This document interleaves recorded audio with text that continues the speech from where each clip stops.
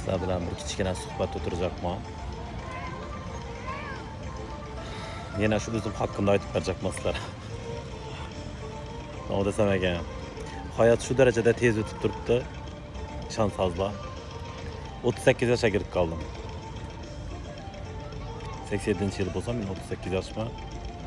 Vaqt shu darajada o'tib turibdi. Farzandim уже 4-klassda. Bir zamonda. Уже yaqinda tug'ildi. 2015-yilda уже 4-klassga bordi. 2025'da. Shu darajada tez o'tib turibdi vaqt. Hayron qoldim. Adamlar ham hayronsan. Ya vaqtimda. Mol talash, dunyo talash bo'lib yotibdi. Shu darajada bir qarish yer uchun ushbat qadamlarni ko'rib o'tiribmiz.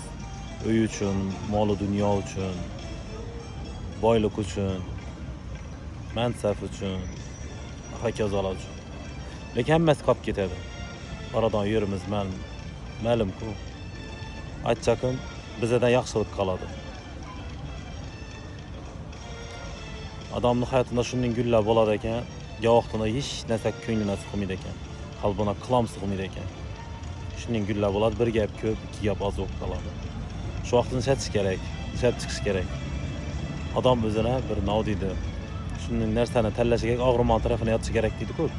Ana shu deganning, men o'zimni hayotimda va meni hayotimda qo'shiqni berib qo'yibdi, qo'shiq aytaman, o'ynayman, raqsga tushaman, ana shu yo'llar bilan chiqib ketaman. Yaxshi narsalarni o'ylayman men. Nobon taqdirdan xosiyat izlayman har bir kunimdan, har bir daqiqasidan. To'g'risi. Ashuni. Lekin bir narsasini xursandman. Orzularimning barchasini erishdim deb o'ylayman. Ozgina bir ikki maqsadlarimiz bor, shular ham erishsak, hammasi zo'r bo'ladi, xudo xolasa. Ashuning gaplar. Har bir kunundan zavqlanib, lazzatlanib yashashimiz kerak. Bilsangizlar. Hayot qisqa, tez o'tib turibdi. Xohishinglar, xohishamanglar. Tezlashib ketdi hayot. Evvel qachon ulayman deb o'tirar edim. Qachon xo'shroq kiyimlarni kiyamiz, qachon bizlar ham o'qishlarni, maktablarni bitiraman ekanmiz. Maktablarni bitirdik, o'qishlarni bitirdik. Ishlab pul ham topdik, dunyoni ham gezdik, eng chiroyli davlatlarni. Sayohatlar ham chiqdik.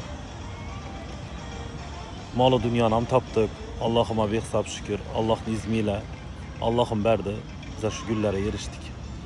Aytchaqim, har bir kunundan unumli foydalanib yashashimiz kerak. Har bir vaqt g'animat. Har bir kunundan shukr Allohimga. Men aytchaqim, bu hayotda shunday kunlar bo'ladi ekan, odam hayotida sinovli kunlar. To'g'risi. O'zi dunyo sinovchi dunyo bilsangizlar. Odam har xil atib siniydi ekan bandani. O'nni atib siniydi, bunni atib siniydi. Bu yo'l bilan, bu yo'l bilan har bir narsadan xosiyat izlash kerak deb o'ylayman. Aytchaqim, hayotimiz nima desam ekan, o'nkur-cho'nkurlardan iborat. Bir takiz ketmaydi, bilsangizlar. Men aytchaqim, har bir kunundan xursand bo'lib, zavqlanib yashasak, hammasi yaxshi bo'ladi.